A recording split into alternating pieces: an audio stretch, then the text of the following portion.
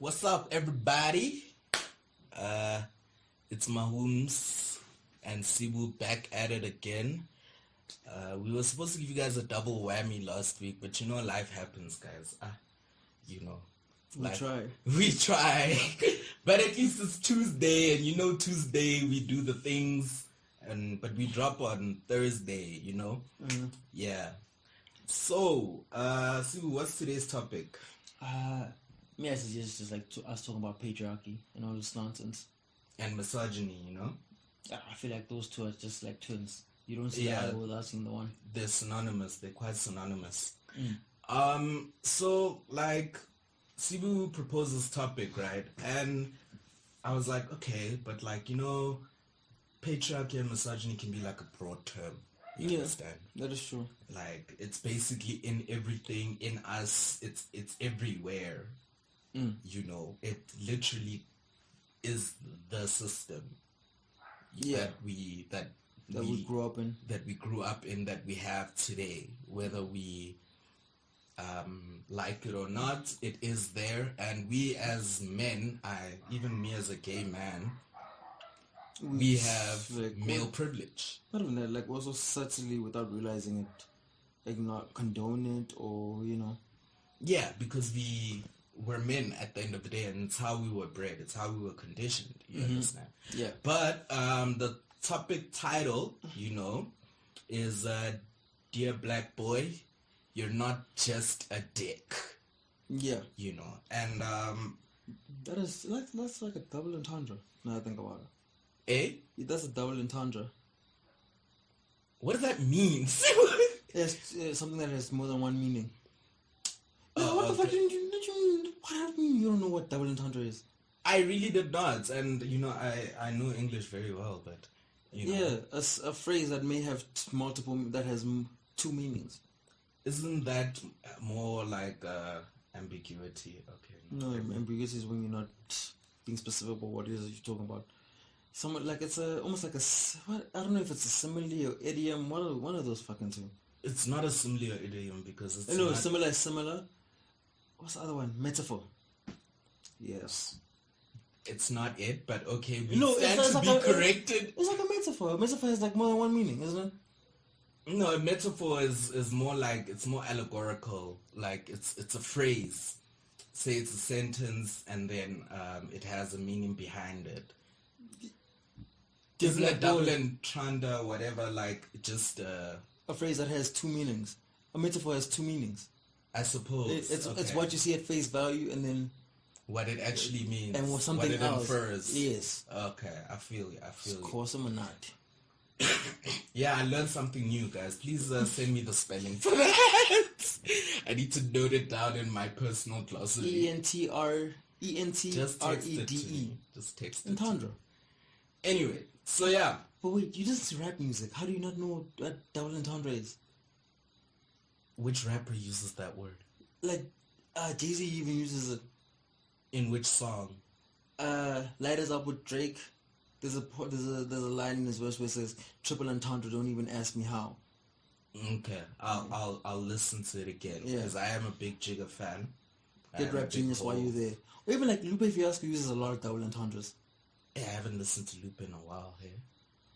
You must listen to what do you call this now? Murals. Okay. And like he's rapping, but you don't understand what the fuck he's saying, but you can tell that nigga's saying some shit. Okay. Yeah. No, definitely, because like, you know, I really need to get back into my hip hop roots, and because it's just I got disillusioned at some time with hip hop because of like you're trapping. That's what. Yeah, like and then the South African hip hop scene, it's just got like you're trapping. Yeah, that's where everyone goes wrong. When you start trapping, it's hard to go back to actual music. Not to say that trapping is not music, but like it isn't music. It's trash. Anyway, so like back to the topic at hand. The topic at hand. You know, it was funny because, you know, Zakes Mda, one of my favorite African literature authors, he's also a painter, and he's also he used to be a columnist in the Sun Times. And he's a playwright as well. You know, he's written books like Ways of Dying, Madonna of Excelsior, Our Lady of Benoni, Black Diamond, shout outs, Malum Zakes, I engage you a lot lately, especially, so shout out to you.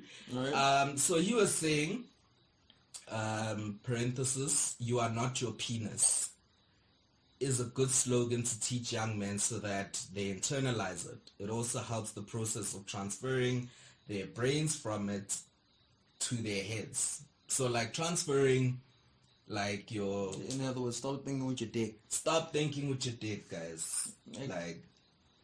And it's very important because, young boys, it starts there, guys. Like, it's conditioning to be like, you've got this penis power, and with it comes certain...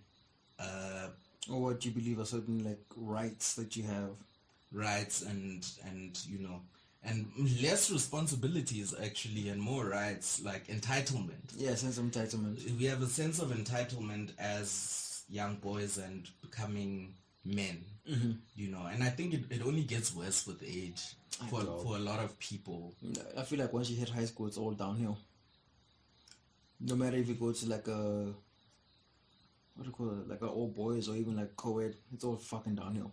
No, but all boys schools are worse, dude. Those are like the epitome of patriarchy and misogyny and racism, dog. You'd be surprised. You'd be surprised. No, but there it's like it's hyped up, like it's maybe hypo certain patriarchy. Certain aspects of it may be hyped up, but like normal day to day in a co-ed school, you see much more bullshit. No, I understand. Like, my school was co-ed as well. Like, there's a lot of shit that you don't, when you think back on it, like maybe you may not remember it, but that was some bullshit that was happening. That was like some literally weird, like, it's almost like, okay, in an old boys school example, right? There's this whole patriarchy or whatever, okay, we are women like this, but then when you go to co-ed, you see that in action itself. Because there's for some people, women there, and interaction. So like, for some people, it may reinforce that idea. Yeah, because also the young boys learn this from home, from their fathers, many of whom are absent fathers. We live in South Africa. Actually, it seems like it's a black plague of absent fathers, this situation. You'd be surprised, eh? The whites. Yeah. The whites. I'm not too in tune with like white familial dynamics, but... I got my finger on the pulse. The whites. Are they also... deadbeat dads that just... The only difference I feel like with whites is that they keep their shit undercover on the raps. Yeah, they do. And they use a whole lot of fucking euphemisms. No, my parents are just separated at the moment. That time man has not seen his dad in 6 years.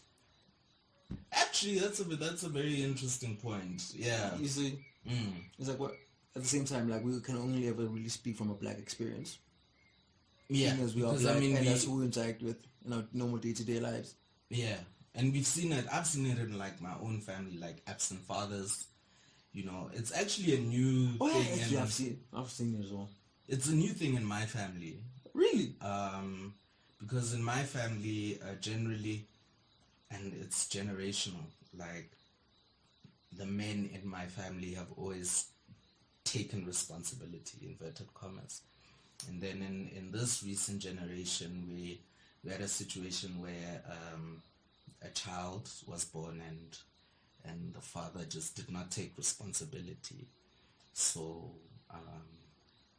it's a new thing for us, but then luckily, there's strong male influences in the family, so the child is able to feel like they are loved from a father perspective. Okay. Not like someone, another man in the family has like stood up and like said, okay, no, seeing as you don't want to do this, we will do it. Yeah, multiple because this is our child. And guys, really, we're not saying that like men or children who do not have any father figures or male figures in their lives or male role models, we're not saying that there's a deficiency of any kind, because we've seen a lot of well, this is me. I have seen a lot of prominent people or successful people or just self-actualized people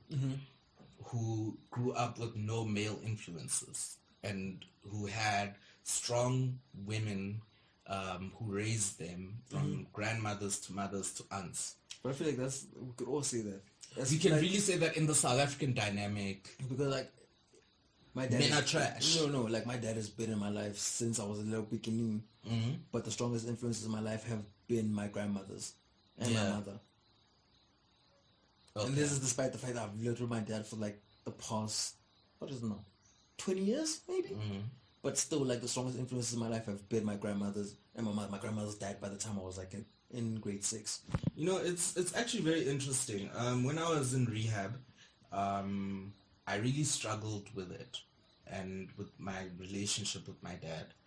The director there was like, you know, Leba, the thing is, your father is present, but not present. Yeah, he's physically there, but not like nothing beyond that. Yeah, it's interesting because like with me, I was very well taken care of.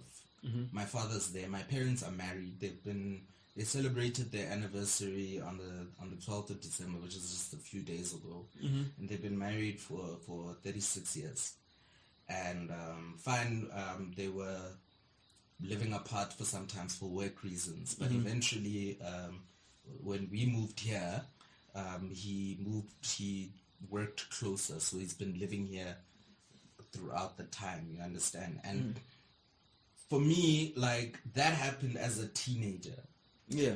Now imagine now, look, I loved my dad growing up, you know. I saw him on the weekends. He would spoil me every weekend, depending on where he was working. I could see him every weekend or sometimes every third weekend or whatever.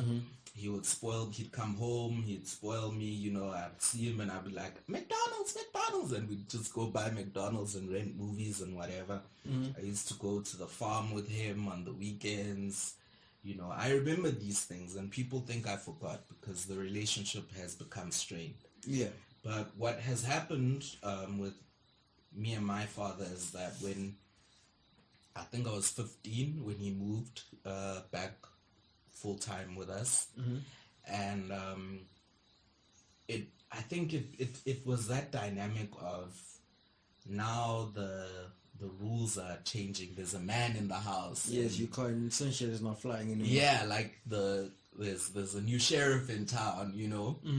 And I think also because of this, he managed to see my personality and my strong points and my weak points, and he probably felt that there are certain things. Actually, I know for a fact that he feels that there are certain things a man should do, and he was trying to instill those things in me. I understand the whole taking responsibility as a man for your family, taking care of them, you know, and all of that. Yeah. But what was lacking is actually speaking to your children, your sons, you understand? Because my brother went through the same thing. They only started getting along in his late adulthood. Okay. When he had his first son, when he had his first child, they only started getting along, you know. And with my dad, it was like he thought I was too feminine. And it came from the perspective that I was basically raised by women. If my mom wasn't around, my grandmother was around, you know. Yeah. So I think he felt the need to teach me manly things, like changing a tire. I used to get like woken up at like 5 in the morning to change a tire randomly, or like just random car stuff. You understand? Yeah. Like, I think that was what he really pushed, was the car stuff. And even like heavy lifting, you know, I remember it really hurt me the one time when he was like, we were lifting something and then he was like, yeah, no, you need to build some muscle. So like, this is going to be good for you. And I'm like, what? And it really hurt me. And I had a masculinity complex for a very long time, especially like in high school. Imagine like now you're discovering your sexual orientation. You know that you are feminine, but now you know what the prototype, the prototype of what a man is supposed to look like. You know, a man's man. Yeah. You know, and you know the thing is, I don't know about you, but I think your dad's different. In some aspects. Like, what's your dad about? Like, my dad, like, since I've been a child, the one thing is always like stressed to a point where, like, even now, I always can and say that I have a conscience of a 5-year-old. Is that you take responsibility for all your shit. Like, no matter how fucked up it is, as a like, maybe like you say as a man, but like as a person, when you fuck up, fuck the consequences. Say I fucked up.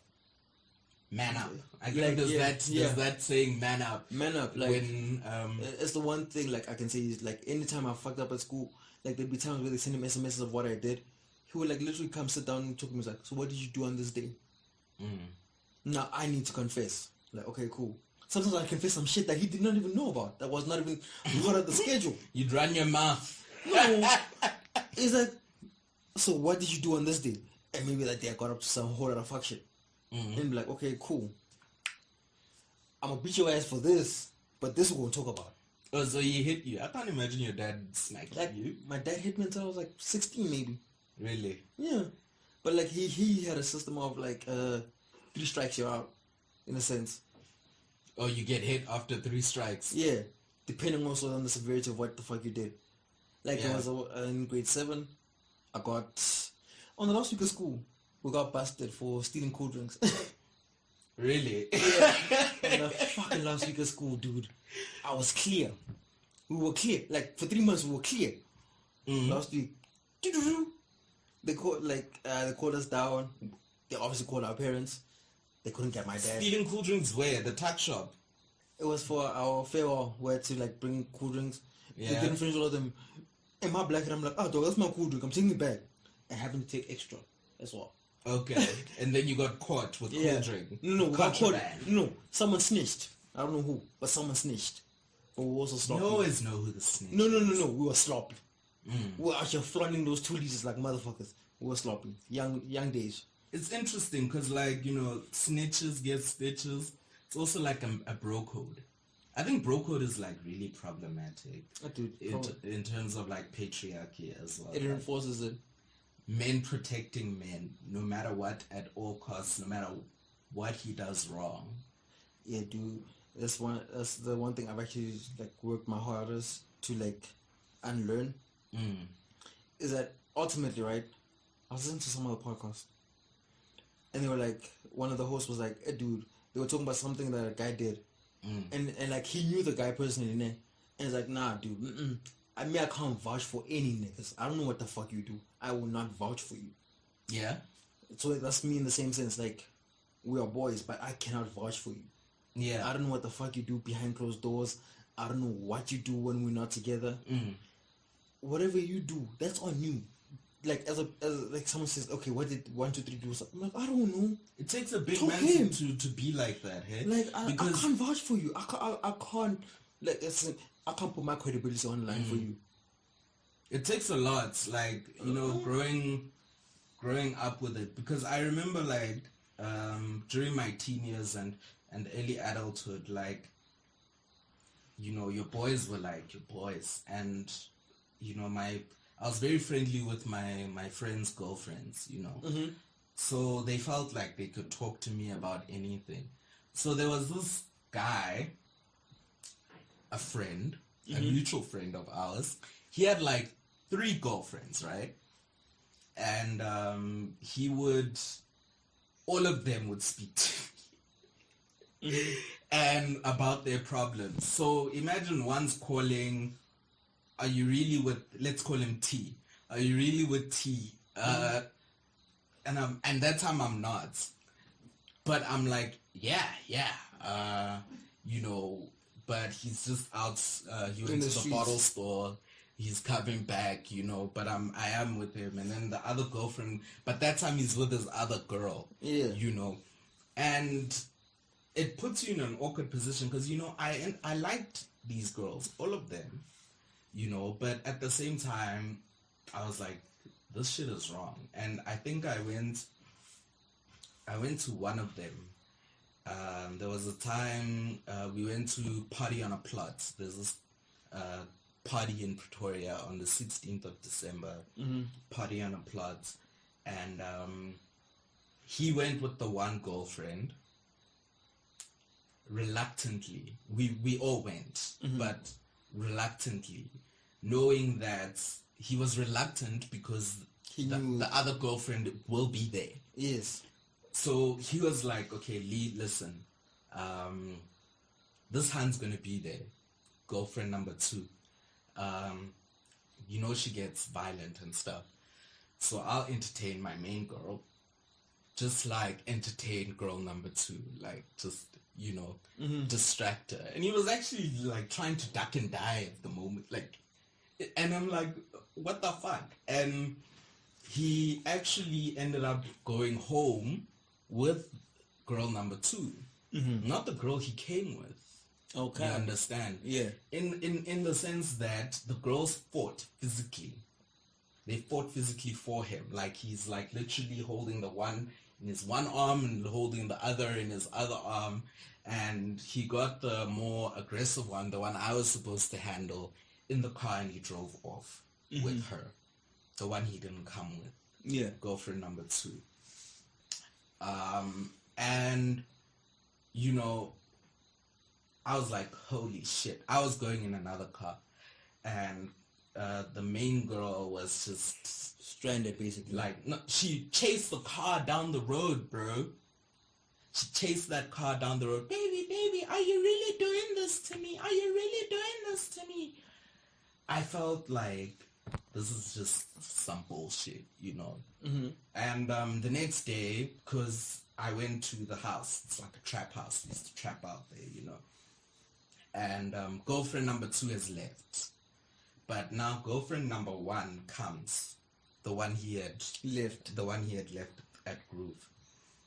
And they're talking. Eventually he leaves. And, she's crying in the room. And I go in there and I'm like, K, let's call her K. Why do you do this to yourself? Like, I'm going to be like, look, my friend might think I'm doing him dirty. I might be fucking up bro code. But, like, what happened last night is just not on. Yeah. And the thing is, he's been fucking around with that girl for a very long time, publicly. Knowing that publicly you guys are also in a relationship. And you fought with her. But not him. And you chased him down the road and still came the next day to him. It's like, no, but I love him. You don't understand. I love him. And, I try to speak to my friend and I was like, bro, at some point you're going to have to choose. Because this is not okay. And, the thing is about him is that, like, he wasn't doing it out of being malicious. Fine, he's a player, but I really know that he genuinely loved them. And he loved both of them. And eventually became 3. But, like, yeah, he loved all of them, and he explains, like, I love them for different reasons. You understand? So now at least we know about polyamory and things like that. Yeah. But, certain relationships, they don't want that. You understand? And I feel like it's kind of greedy, like, for a man to really want to have all those women. I think that's the whole idea. Like, patriarchy tells a man that, like, he can have all of them if he wants. Yeah, he can have his cake and eat it. And I think it needs to end. And it starts with having a conversation with your partner and being like, what kind of relationship dynamic do you want? Because I am this kind of a person. Yeah. Let them make an informed choice. I always ask a guy before we start dating, I'm like, listen, do you have a problem being with one person? Of course they'll lie, But I always ask them, like, are you sure you don't have a problem being with one person? You know? And niggas lie, you know, because that's what we're taught to, like, there's an instance, like, a lot of people are not true to themselves. Like, that's one of, like, when I was still in the streets, I would actively engage with girls. Like, I'm like, okay, cool. I would tell them straight up, like, I like you now, but I'm in the middle of my whole phase right now. Okay. And like, what are you both like? What does that mean? I'm like, you're not gonna be the only one. All right. So you're upfront about it. Can I say I do not have the time and the energy to be ducking and diving, hiding things? Like, no. Exactly. It's so much hard work. Like, it's so dating multiple people at the same time. It's like a lot of work. I will not hide anything. I'm like, oh, I don't have the energy to hide shit. I will literally be like, alright, cool. There's other people, right? But for your own sanity's sake, right? Here's my phone. Put your fingerprint. You can have access to it whenever the fuck you want. I don't care. But you know, just so you know, right? Whatever you may find in there that a friend that hurts you, I told you from the get-go, I'm in the streets. You can't get mad at me for being in the streets. But the thing is, they always have hope that you're gonna change. Your hope is not my problem. I came to you honestly, and I opened. And told the truth, and I told you the truth, right? Yeah. Just because you lied to yourself and decided that no, you're like, oh no, I can change him. If I wanted to change, I would tell you I want to change. But shouldn't you, as a man, be responsible and be like, no. See, you're catching feels, and you want something else, and I can't give that to you. So sorry, bye. No. I will let you know. Like, if you ask me, okay, can I see you tomorrow? I'm like, no, I can't. I'm with 1, 2, 3. I'm with her. I'm not gonna lie. It like there's like this other girl. Let me call her K as well. K's are the big ones. Let me call her K. We had a K's have it bad. What, like, okay, this other girl K, right, and this other girl P, right. With both those girls, I had on and off things going on. At the same time. Yeah, at the same time. They knew about each other. I did not lie.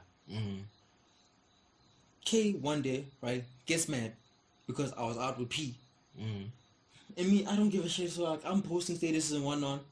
Yeah, it's like, our chat. It's on the socials. We're having fun. She doesn't WhatsApp. She gets mad at me like, how dare you? At this time, right, me and her had talked about exclusivity at some point. And she's like, no, let's just be friends. Like, okay, cool. We can be friends.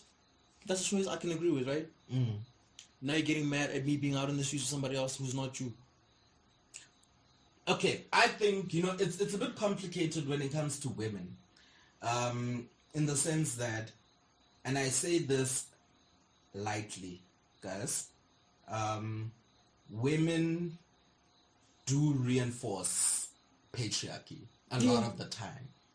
A lot of us will reinforce patriarchy a lot of the time. But I'm saying, like, it's the oppressed. I think the oppressor being sympathizing with the oppressed sympathizing with the oppressor. It's Stockholm syndrome. Stockholm syndrome, and I think there's a quote. Who did it come from? That quote of the most dangerous thing in the Steve Biko. Steve Biko, yeah. The most dangerous weapon of the oppressor is the mind of the oppressed. Yeah. You understand? Yeah, it was Steve Biko. Yeah. And I really think it starts with our mothers and our grandmothers, and our sisters and our daughters, our nieces. They grow up watching their fathers philander. Yeah, it's like it's a known fact, like a man can philander but a woman cannot. Yes, and then you would find that this young girl is watching her father philander, and on top of that, and her mother knows it. She knows it, and it's her families talk about this at the family get-togethers, dude. And it's no secret. But like, listen to this. This young girl, she watches her grandmother tell her mom. Her grandmother, let's say either her mother's mother or even her mother's mother-in-law, tell her, in Setswana you say it's hot. I think in Zulu is begazela. Yes.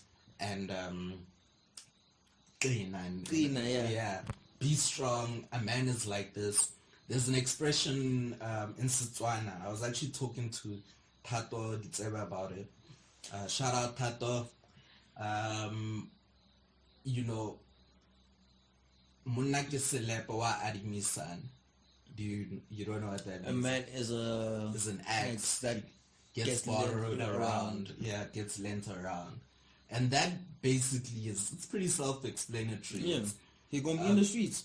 He's gonna be in this. He can go back. He can go fuck around. around. But he knows where home is. He knows where home is. You know, and that's what women tell each other. You know, he's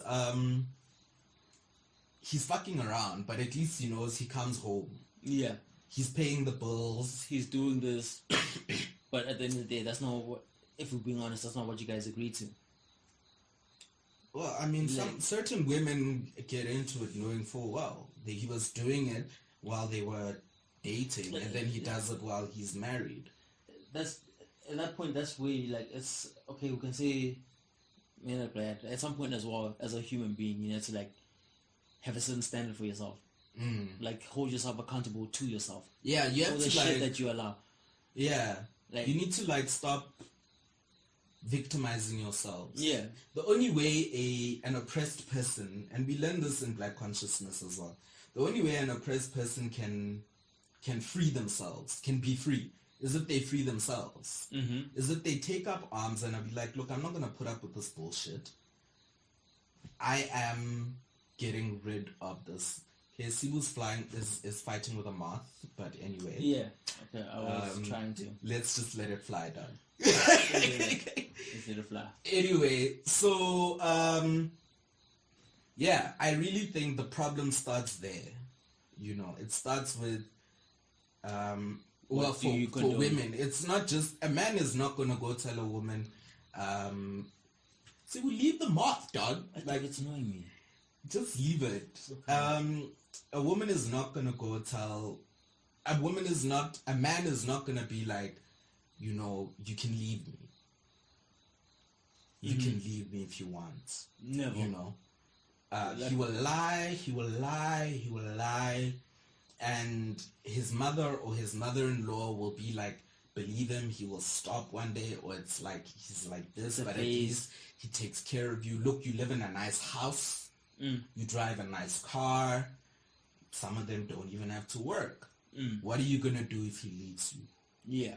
Because they also play in the part, they're like, if he leaves you, he'll leave your children too. Because, we've all seen it happen. It happens, yeah. Niggas ain't shit. Niggas are trash, bruh. Guys, we are trash. Niggas ain't shit. Yeah. And, yeah, so I really think, that's the dynamic in relationships. But, you know, we see patriarchy in everything. And misogyny in everything. I think the workplace, and in South Africa, I feel like, you know, I was doing some content last year on STEM careers, you know, STEM, science, technology, engineering, and mathematics for women, you know, and I was talking to some women in STEM careers, and I was like, there's this thing called a glass ceiling. Yeah, this is your peak no matter what you do. This is where it ends. Yeah. But men with half the ability. Half the qualifications, dog. No, we can talk qualifications. Ability, actual, a mediocre man. A mediocre man can be king. He can be CEO, and the woman will still be a subordinate because of it, you know. So won't even be a managing director. Yeah, for a woman to get a seat at the table, guys, it takes a lot. It takes a lot, and then we accuse them. Oh, she slipped away to the top, or she slept away or she's just a bitch. Yeah, you know, but not realizing that bitch, or to survive in corporate, you have to have no feelings, and you can't be buddy with everyone. And you know, the thing is, men rob women of their dignity because of that, in the sense that they're like, how dare you as a woman be like that? You're not a woman. They take them, I think we should start referring men as me because he identifies me. I feel like when I sign bank forms, I say male. I'm part of the problem. No matter how woke I may be. We're part of the problem, because we sit at these tables and we say nothing. A woman would try to raise her hand, and the CEO or the chairperson will just shrug or whatever. Oh no, she'll say something. And we're like, okay, cool. If someone will repeat the exact same thing, happens to have a penis, like, yeah, that's a smart idea. That's a smart idea, and it really does happen. Or they rob her of her womanhood and be like, you're a man, you are cold-hearted, because the idea is that a woman is supposed to be nurturing, warm, and passive. Yeah. So if a woman is more active and is more assertive, hell, even if she's aggressive, it's her right to be aggressive. It's her prerogative. You understand? And men, and a lot of other women, especially black women. Guys, black women are so problematic. Dude. Black women can be so problematic. They reinforce toxic masculinity so much. Yeah, I thought it was just like my timeline, eh? Nah, dog. Like, it's one of, like, as I told you in, like, other previous episodes, why I enjoy silent tweeting. I love watching people and they bullshit. I'm like, oh, this is you. This is, because it's a freaky thing, like, I have a very good memory. I'm like, oh, this is you. Okay, this is you In terms of what? Give us an example. Like remember when there was the thing, the rape lists that were coming out last year. Yeah. And like they said, people were cancelling people, whatever. I see that one time, like, yeah, this one is cancelled. We're not engaged. People don't bring them to our timeline. But Jiggy, there's a famous photographer guy who was on the list. There's basically people who were saying like, no, we will not engage, whatever. We will cancel them. Jiggy, they fronting the pictures, doing the most of the very same individual. But I'm like to myself, is this you? 24-hour news cycle, that's Twitter, guys. I hear 24-hour news cycle, right?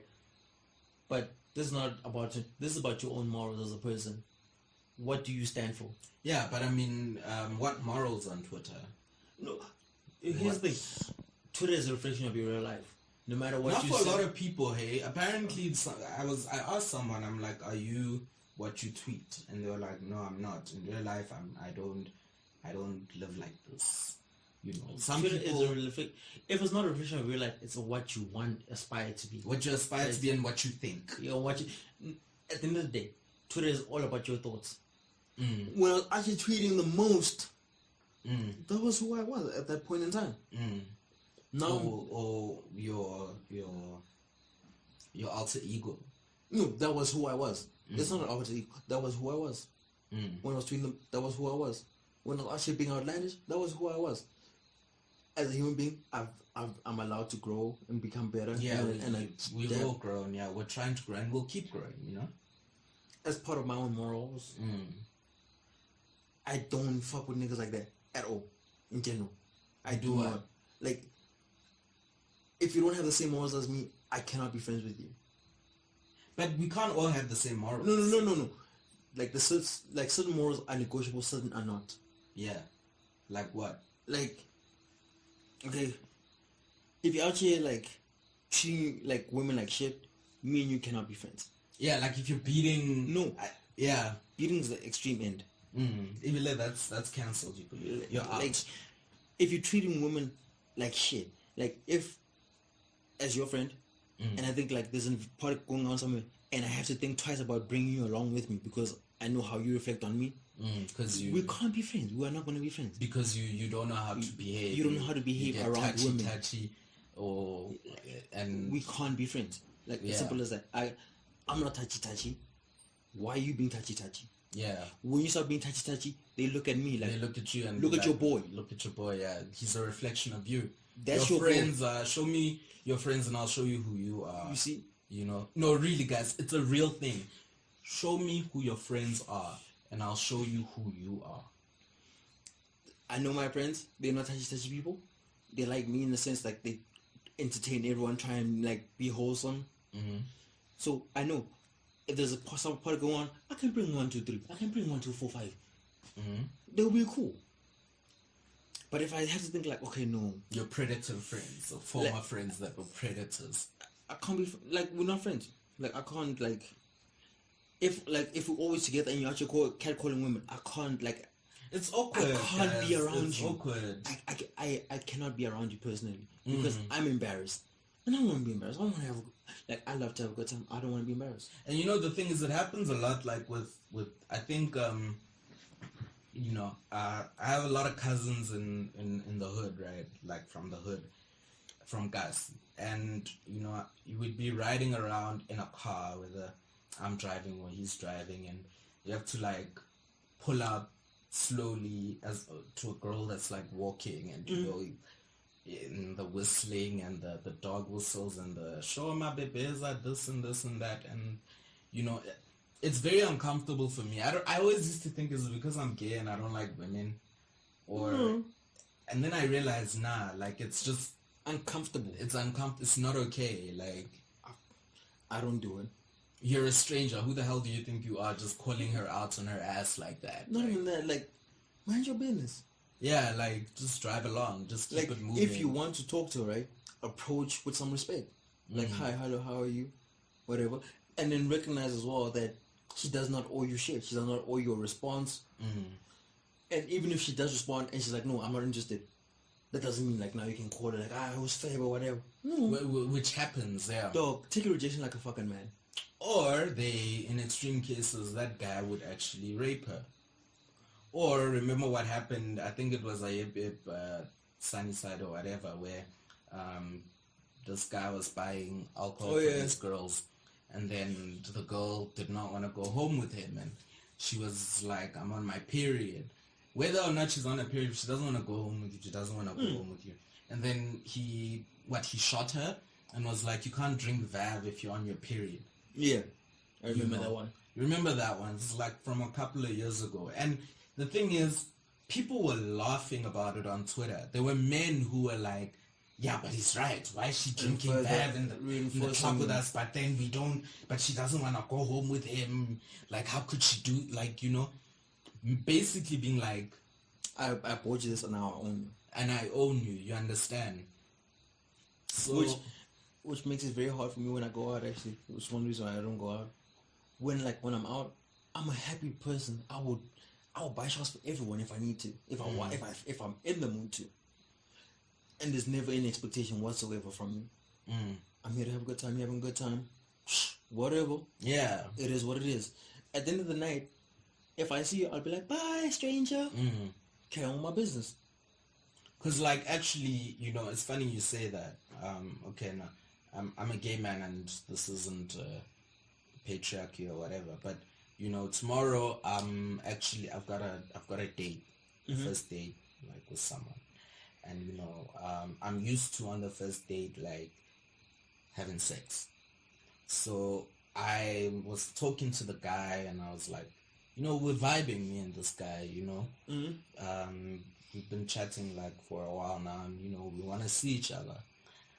So I was asking, like, we've never really discussed sex, but we're making plans for tomorrow, you know. So I'm like, okay, so do you know that I'm a bottom, right?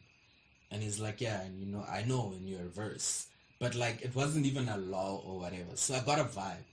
So I'm like, okay, so I'm like, do you want to have sex tomorrow? I asked him and he's like, no.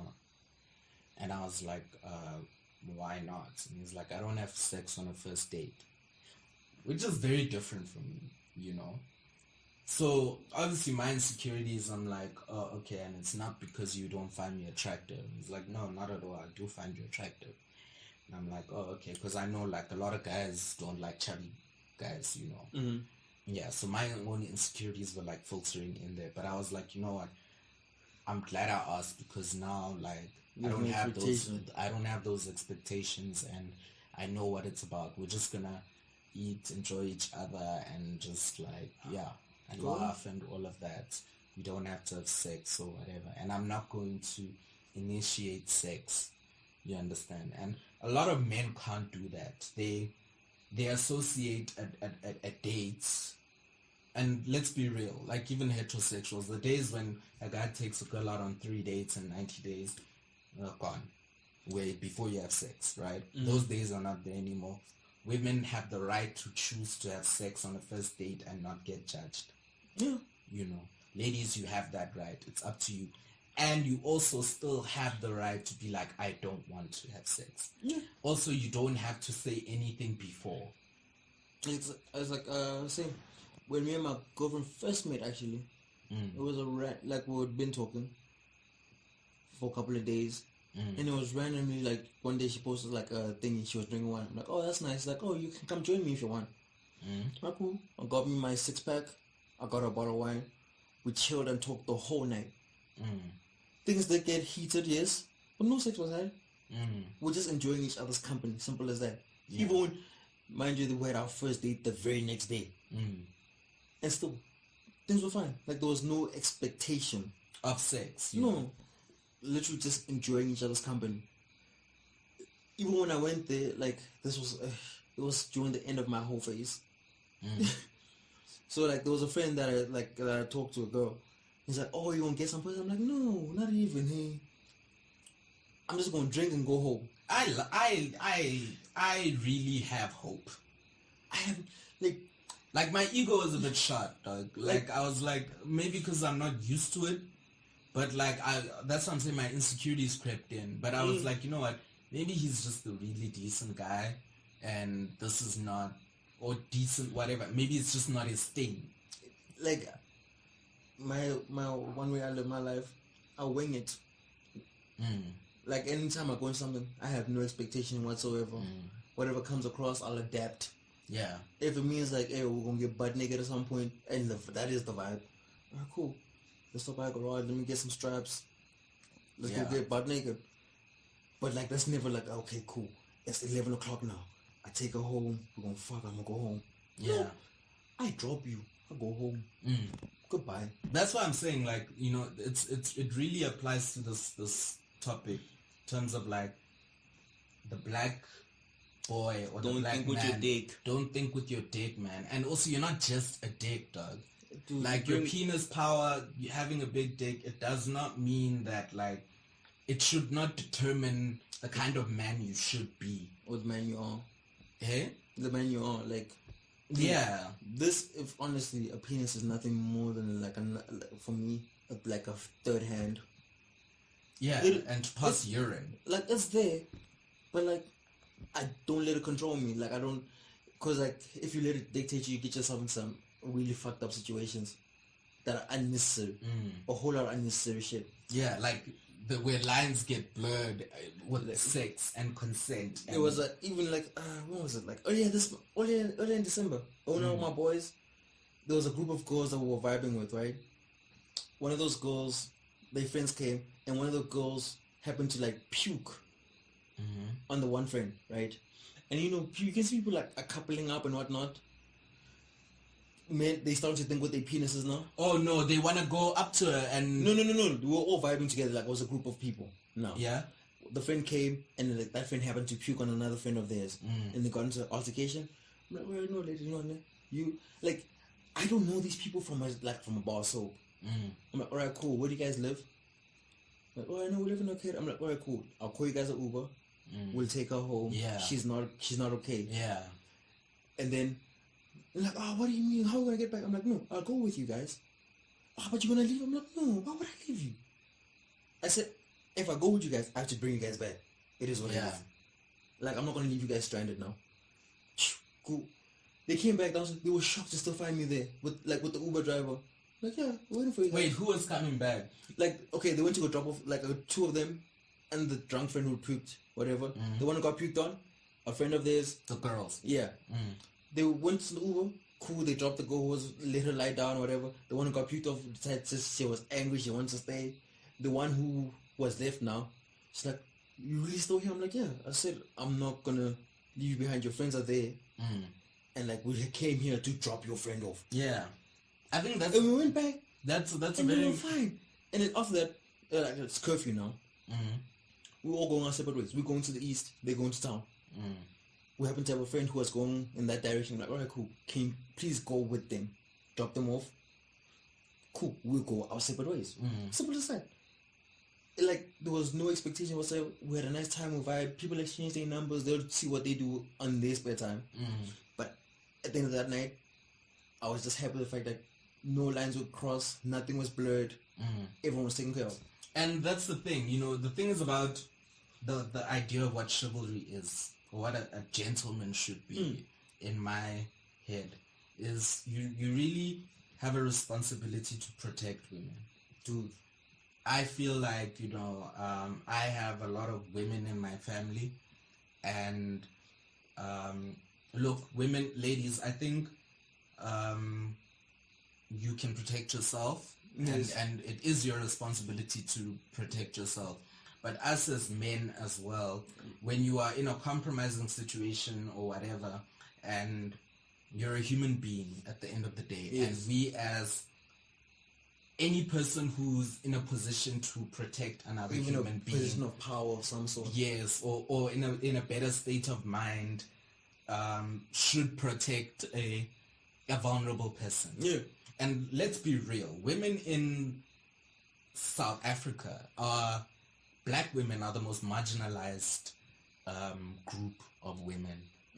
Black lesbians especially, and trans women, you understand, the transgender community as well, the black transgender community, they are like the most marginalized group demographic in South Africa. I can only speak on behalf of South Africa. And remember, like a few years ago, I remember when I was at Wits I think it was even before Wits, in 2008, there was a Banyana player. I don't know if you remember, but the one with the blonde hair. I don't recall, but she went to a tavern with her girlfriend, or to a house party, and was on her way home and got raped in Kwatema. I think I remember that story. And there was a series of rapes coming out of what they call corrective rape, which is a problematic term on its own, because rape is rape. But like, black lesbians were literally being hunted for a very, very long time. And it's men who feel, they can do that. They can. I think a day ago there was a picture trending of women, a group of women on Twitter, black women, being intimate. I don't know if you saw, it was like a lineup of women holding each other. I saw that intimately. And then there was a guy who was like, Majida, we are losing. And I was like, what? Like, nigga, it's a different ball game. It's not even, you're not in the playing field. Like, like, even if you were the playing field, you're an asshole, woman on. Exactly. Like, you don't own them. Like, you don't have any claim over them. You understand? And it's also that whole concept of men believing that because there are statistically more women in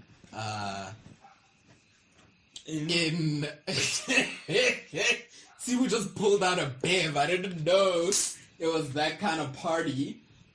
Should have let me know. It was a long work day.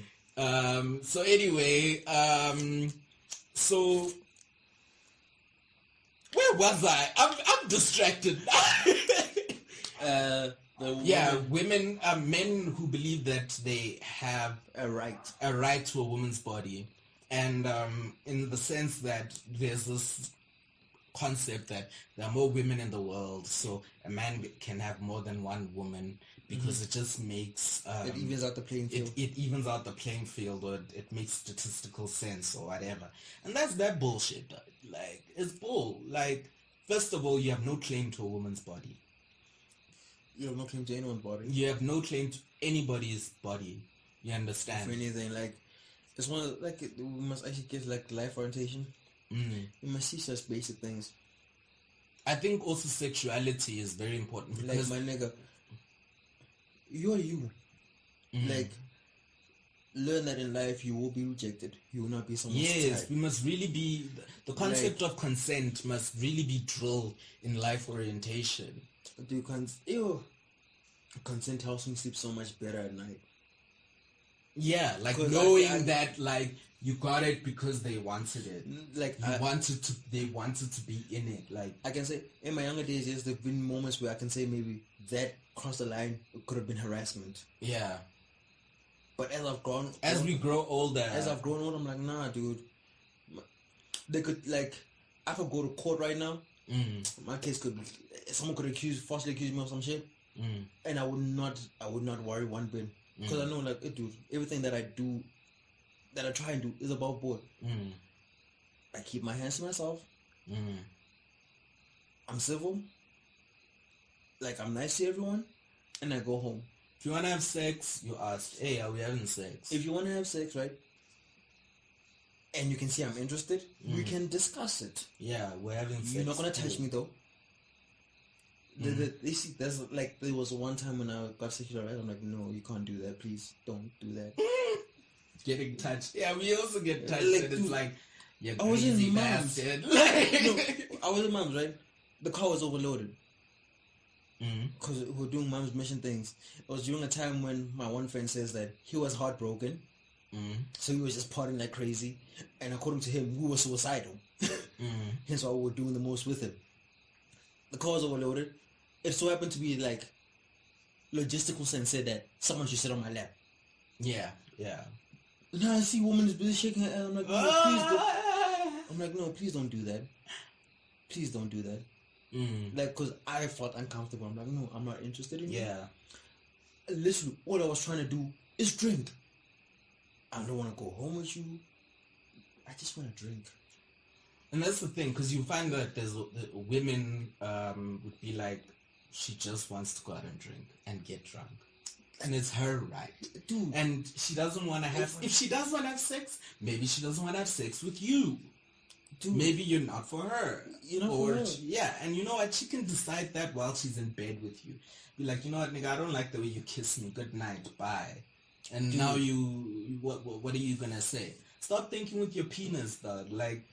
Think with your mind. Let your brains come back up to your head. There was even a time, when was it? When Joe Public was still alive. R.I.P. Joe Public. I love you. I went there a few times, but only in the afternoons. I know, at night it was lit. I saw it used to pump, but I was...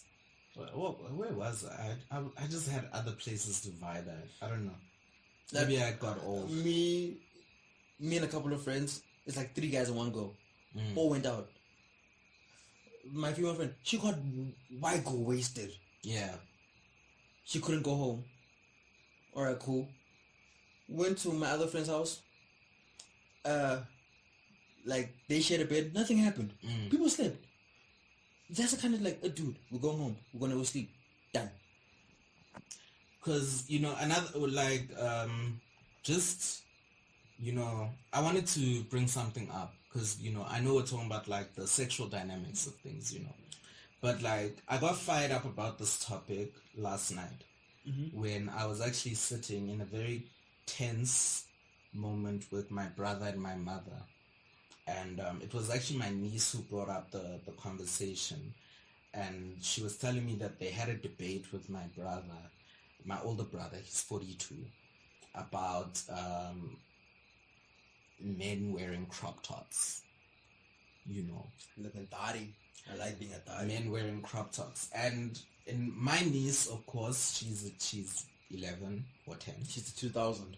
Yeah, 2009, so she's 11. She's a 2000. Yeah, and she's like, you know what? What's wrong with a man wearing a crop top? And you know what my brother's reasoning was? He's like, we're not saying that it's wrong, but it's not normal. It's something that he was trying to say it's not obscene, but it's not normal. And then the conversation developed into something about men and women being equal but different. Okay. in his mind is like biologically different, and you know what he's attaching it to. Biologically different, he means stronger and all of that. And I was like, no, but you know, it's a crop top. And no, we passed the crop top. You know, okay. We're talking about what is normal. What is normal? You understand? Normal is whatever. And what is outside of normal? You know, normal is whatever you decide. And in his opinion, normal is basically, he couldn't express it like this, but what is heteronormative? And his reasoning is that, you know, a lot these days people are trying to rebel against what is normal, and it is out of no reason. Rebels without a cause, basically, that's his argument. And then he also made mention of this whole thing of, you know, with men and women being equal but different. And I was like, in my head, I'm like, it's the same thing as what George Orwell said. All animals are equal, but some are more equal. Some are more equal than others. You know, I forget what they call that phrase, but there's like when I first heard it, I'm like, man, that makes no sense. That's not proper English. Like, no, it is. It's a certain whatever thing. It's an actual proper like phrase, even though it sounds like illogical in your head. Yeah, yeah. And you know, and the thing is about that phrase is that it's very easy to understand. If you remember the book Animal Farm, it was very thin. I think it was George Orwell's his thinnest book. I think 1987 is... No, 1984 actually, which was written in 1948. It was thicker. I remember because I read 1984 first, you know, and then I read Animal Farm in matric. I read 1984 out of my own accord because I just randomly found it in the library and I read it. And then it happened that I think in matric we read Animal Farm. And I looked at Animal Farm and I'm like, are we really reading this in matric? I read it in grade 5 actually. On your own? No, like it was part of our curriculum at the time. Because that's how brilliant that book is.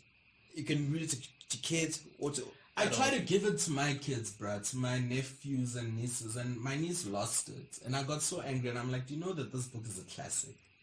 Like, do you understand that this book is it's relevant even now? It will be relevant forever. It's a classic. Like, it's one of those books that you need to have in your collection. And just because of that allegory of the pigs and just that... And the deeper meaning of the animal farm, of all of it. You know, and what you can actually learn about power dynamics. Yes. You know, and in with people. So now we can actually bring that into what my brother is saying. And, you know, I flat out called him a bigot. And he chuckled about it. And my mom was like, let's stop calling each other names. And I'm like, no, the thing is, Mandela told the clerk at Codesa, you're a racist. You must call a spade a spade.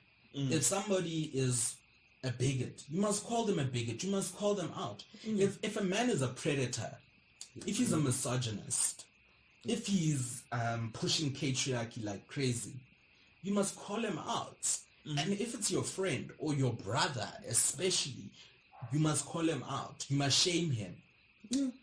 He needs to be shamed, because that is the only way that he will realize that this is not right. Yeah, why is this wrong? But then also, like, you need to look at the generation. And I mean, it's very difficult to teach. Our parents' generation was actually wearing crop tops. No, we're not talking about crop tops anymore. Like, I hear that, right? But it's the same. Like, if I was there, I would have been like, okay, cool. But in the 70s, we're wearing crop tops. Those were still considered men, right? His argument was that those were rebellious people. Rebellious men wear crop tops. No, okay, and so he admits that there's a rebellion, right? So why can I not use that same logic to say, okay, why are people doing this now? They're rebelling against what? The patriarchy that you're forcing down. I don't even. My thing was that it's not even about rebelling. It's a choice. I like wearing a crop top. So what? Yeah. So what? So what? I'm not trying to piss you off. I'm not trying to provoke you. I like wearing a crop top as a man. I like wearing a crop top. If it happens to provoke you, so be it. Yeah, like some gay men like wearing Sissy Boy jeans. Sissy Boy is a women's brand. of jeans, you know, skinny those jeans are fire. Exactly. They like wearing them. Maybe even a straight man likes wearing sissy boy jeans, and it's up to him. It's okay. Because his reasoning as well, you know, I could see where he was leading with this. Mm-hmm. And it's weird because I think this is as open as about my sexuality as things that gotten between me and my mom. But she just sat back and listened. And he basically was like, homosexuality is a result of it's environmental, and for a lot of people it's people trying to rebel. And he was like, Leva, you are trying to rebel, that is why you chose to be gay. And I'm like, you don't choose to be gay, that's like saying you choose to be black. And he's like, no, the thing is you are born with black skin and blah blah blah. And then, you know what, I am ranting. He was like, basically, and it's something he said before, that's how we get pedophiles and all of that. And I'm like, so you are relating pedophilia to being a homosexual? And I was like, I was counting in my head and I was doing my breathing because I've decided not to lose my shit anymore. And I just walked away and I called him out. I'm like, you know what, you're a bigot and I'm not going to entertain this discussion. I'm going to walk away. I almost said you're stupid, but I was like, let me leave it at that because it's just going to flare out something. But like, it's really problematic how men think. Yeah. With how it's very easy for us men to simplify everything. To simplify everything. You know, to just be like, you know what, it's either you're this or you're that. Or you're that. And it's either you are right or you are wrong, or you're either normal or trying to rebel. You know. And I think like that's just, it's really problematic because, you know, I look at my nephews and I really try to talk to them and, you know, be like, especially my eldest nephew, he's 15. And I'm like, you know, some things you need to, I talk to him about like girls, how to treat girls, you know, how to respect women. And, you know, my 11-year-old niece, I taught her the word gender stereotyping. This is how the conversation actually started with the crop tops before I got there with my brother about gender stereotyping. And I think those things are very important. And their parents are not having these conversations with them about what is gender, how is it different to sex, and what are gender dynamics and gender stereotypes and gender power. You understand? They don't know what that is. Their minds are fragile, but as they grow, they need to see, like, not like if you teach them, they see it firsthand. Like, okay, they see it firsthand. That's an example of gender stereotype. I was so proud. Like, I heard my boyfriend was here, my ex-boyfriend Desmond. He was at my house and the kids were around, and my nephew Aki was like, I hate Donald Trump. And I'm like, nigga, what do you know about Donald Trump? It's like, nah, he's stupid and he's a racist and he's homophobic. And I'm like, what do you know about homophobia? And he's like, it's when you hate gay people and that shit is whack, dog. Like, and then my I didn't know my kids knew. Like, I call them my kids, my nephews and nieces. We're all in the kitchen. My boyfriend was like, you know your uncle's gay, right? And they're like, so I didn't know they know. And I'm like, bro, what do you say? And they were like, yeah, we know. Yeah. And I was like, you know, I was so proud when they were like, they stand up against homophobia. And even I know my eldest nephew, because he's 15, he knows about like my sexual orientation and all of that. And it's like so chilled and it's so comfortable. And he'll even tell you that he's like, who would choose to be gay, like to be hated from the beginning because of who you love. It's not even who you choose to love, it's who you love. Like, you can't help it. It is like, best example ever, when like someone says like, no, homophobia is wrong, I'm like, alright, cool, what do you like, what you like? Simple as that. I can't tell you for a fact why it is that I'm attracted to women, and on top of that, certain type of women, I would struggle. So who am I to ask another person like, alright, cool, so why do you like dick? You like what you like. You like what you like, and it's innate. It's you. And you know, I was talking to my niece yesterday. You know, a lot of shit happened yesterday. See, when it's festive season, everybody's just in a confined space. So I was talking to all of the kids. So my niece was the only girl in the room, and so we were talking about like the things married people, like habits that their dads have, and my dad, their grandfather, what they have. And I was telling my niece, and I'm like, you know what? Like, when women get married, they end up putting up with shit. I didn't use the word shit, obviously. And I was like, you know what? When you get into a relationship with anyone at any point, you know, that do not just put up with certain things, certain habits, you know, just because he's your husband. Because he's a man, he's the head of the house? Who still has, I mean, okay, it's still, in their generation, will that thing still be a thing? That men are head of the house? It's a partnership, guys. And with me, like, I mean... It's a partnership. Like, I can say, like, in my own relationship, like, it's a partnership. Like, I will be the first to admit there's certain things that I'm not strong on. Like, in terms of focus, that's not me. But I can say, with my girl, she'll be like, no, dude, babe, here's our plan for the next 5 years. And she planned it out. We'll discuss it. I'm like, alright, cool. We'll go ahead with that. I think, like... She can plan for shit. I can budget for days. We come together, help each other in our weak points, our strong points. Simple as that.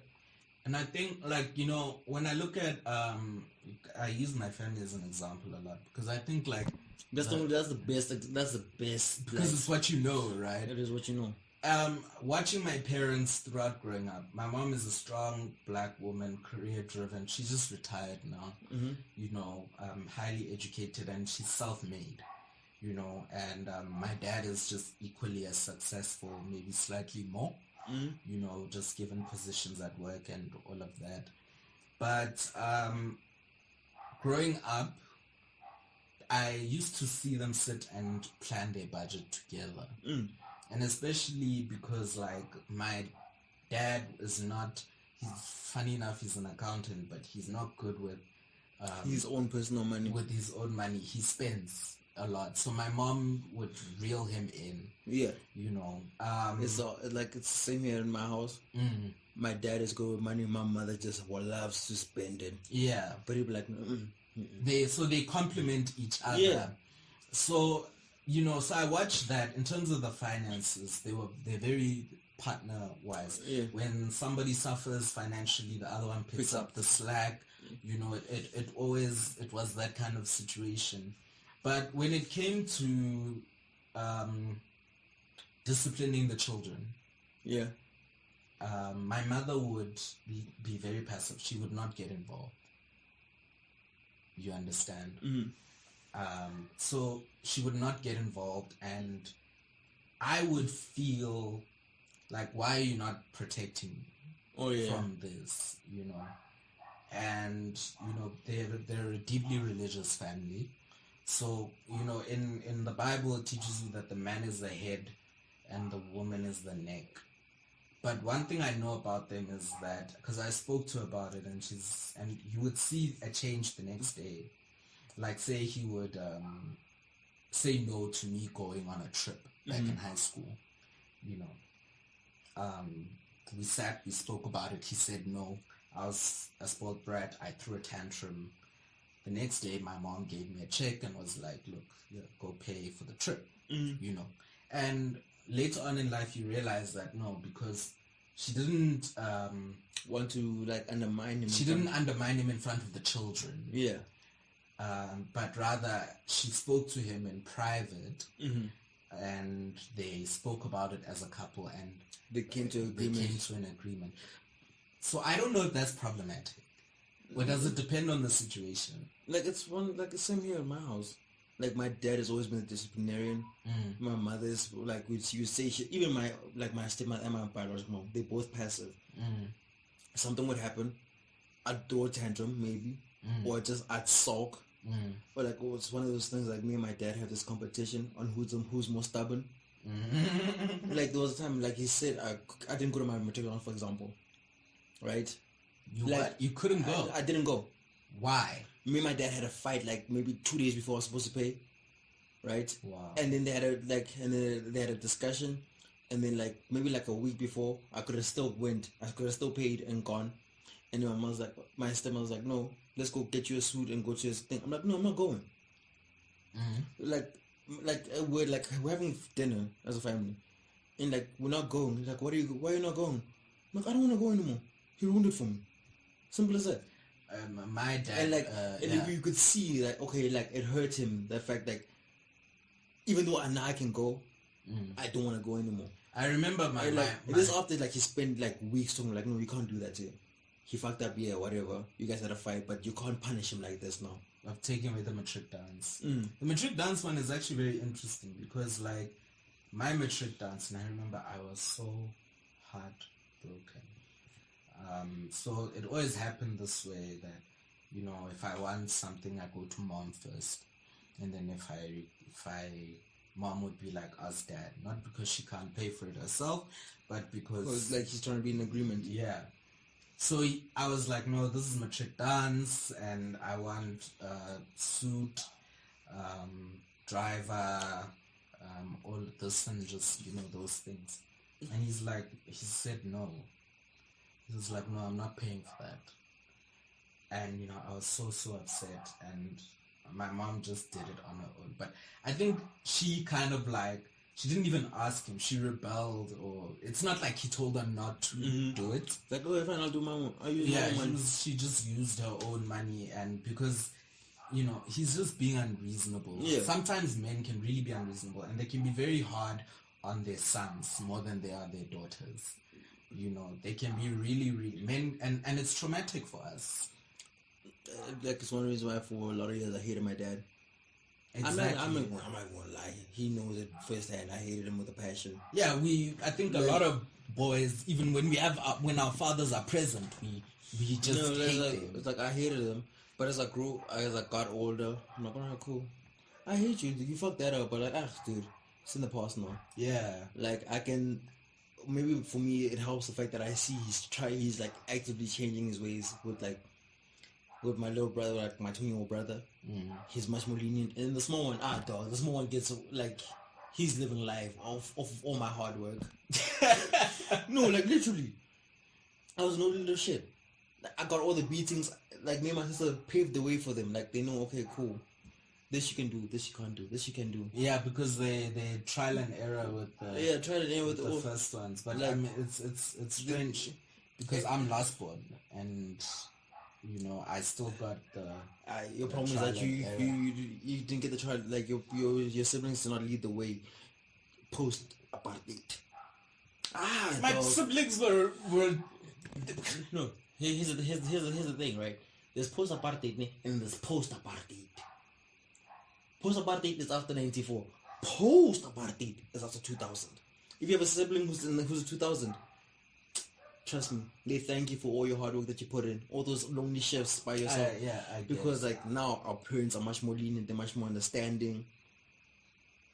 I guess it's, you know, I'm sure it's hard being a parent, but you know, one thing that I remember, because my uncle, I think we should wrap up now. Yeah, after this. Yeah, but like my uncle, you know, he was, because I was like, how are your kids so well behaved and you have such a good relationship with them?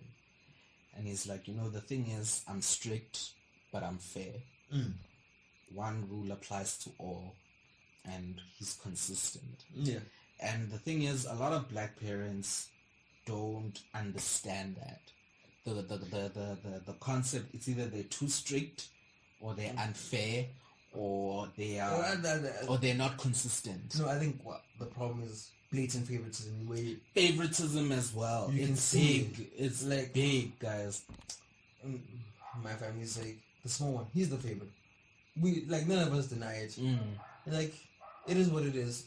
I was the favorite, but still growing up. But then, still, like he knows himself. There's a line for him. My dad knows this is your line. Yeah. Like you like he tells you, you're my favorite. I don't care about these ones. These ones they're old now. You're my favorite. But he knows himself. Like he can push up to here, and you post back. I think also, like, in my family, I was the favorite for a very long time. Then life happens.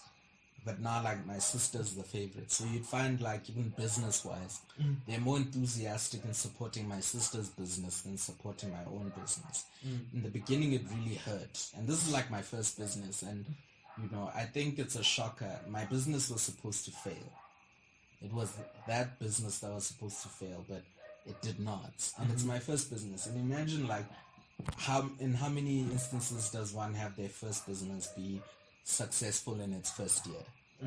Relatively successful. Like, you can see a way forward. You can see a way forward. Like, I even have a plan for next year, you know.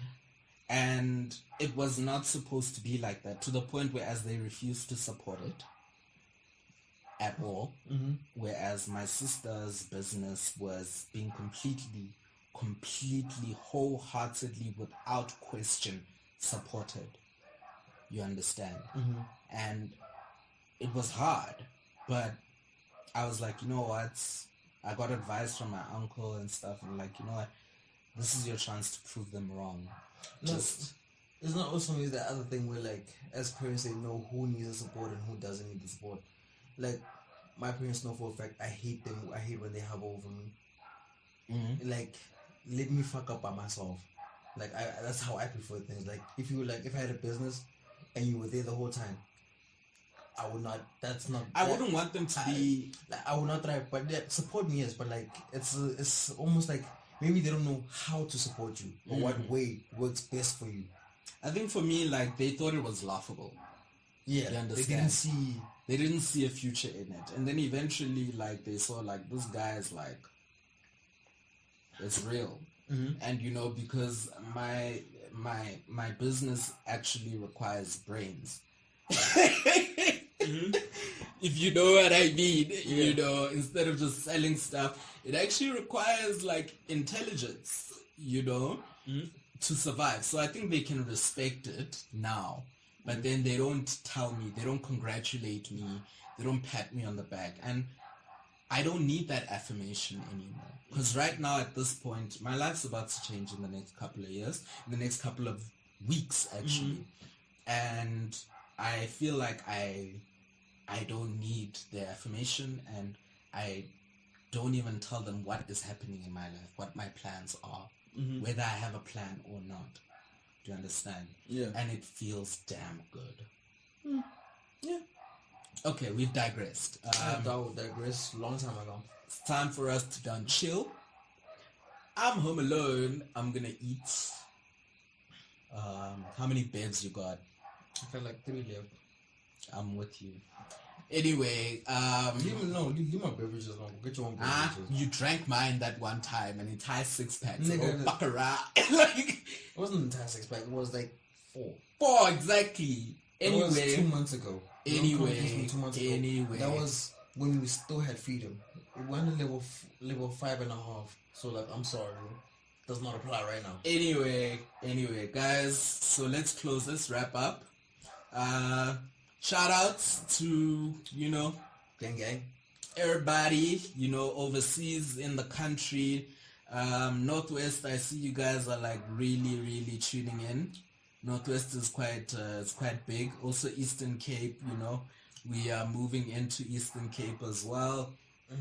The United States, California, Texas, Oklahoma. Shout out to India. I can't pronounce the name of that province, but like, yeah, shout out to you. Whoever it is, tweet us like a voice note or you like pronouncing that shit, because like I don't know if I get up. Yeah, like, and I don't trust Google Translate. I don't trust Google. Yeah, let's not trust Google Translate. But anyway, speaking of, you can find our podcast on Anchor FM. You can find it on Spotify. You can find us on Google Podcasts. You can find us on Apple Podcasts. You can find us on Breaker. You can find us on Good Pods. You can find us on Cast Whatnot. Look, there's a lot. Especially like you Android people. Y'all can't tell me you can't find us. The app is 2 megabytes. Literally. Which app? Google Podcasts. It's like 2 megabytes. You just type what and every iPhone comes with Apple Podcasts. So like it's there, you know. Like those two you already said. Yeah. So, but our biggest listeners are on Spotify and Apple Podcasts. That's because Anchor is owned by Spotify. That too, yeah. So like it won't get a Spotify metrics. Yeah. So just look for the Pink Gentleman's Report. It's the only one of its kind. It's the only one of its kind. Twitter at Pink Gentlemen. Only one of its kind as well. Only one of its kind. And Instagram the _ pink _ gentlemen _ report. I don't know if that was the only one of its kind though. It is. Okay. Yeah, it is. Or Google us. The Pink Gentleman's Report. You'll find us. Oh yeah, YouTube. Guys, like, subscribe, thumbs up, thumbs down. Like, comments. Like, just as a sidebar, as I'm digressing, I've never understood why those people are like, please like and subscribe for more content. I'm like, bitch. We just upload. No, none of that. Google automatically notify me when your shit comes up when I go through my YouTube playlist because it knows the algorithms know what I want to listen to for some reason. Yeah, they do. Google's very creepy, but anyway, yeah, guys, YouTube. If you don't listen to podcasts, we got you on YouTube. You know. No, but why don't you listen to podcasts? Some people cannot focus without visuals. No, I hear that, right? But you understand a podcast you literally can put in your earphones, go about your day. Some people they can't. I think maybe like the first couple of times, yeah, it's a mind fuck of like grabbing your head around it. But once you get into the habit of, dude, can't tell how many trips I've taken when I'm just listening to a podcast. I'm not going to because I'm trying to stop calling people having a lack of concentration. So I'm not. Look, I have that problem. Yeah, no. But once I get into once you get a podcast that you like, even if you don't subscribe to ours, because there are some people I was like, hey, I guess it's not for you. No, dude, ours not for you, but check podcast. I don't even try to push it. I'm just like, because for them it's about visuals or music or whatever. But anyway, guys, let's wrap up. All right. Cool. When are we gonna see everyone again? I don't know, dude, because I'm gonna come back technically on the 4th of January. Alright, we'll see you until. Until. Yeah. You'll see a notification, I think.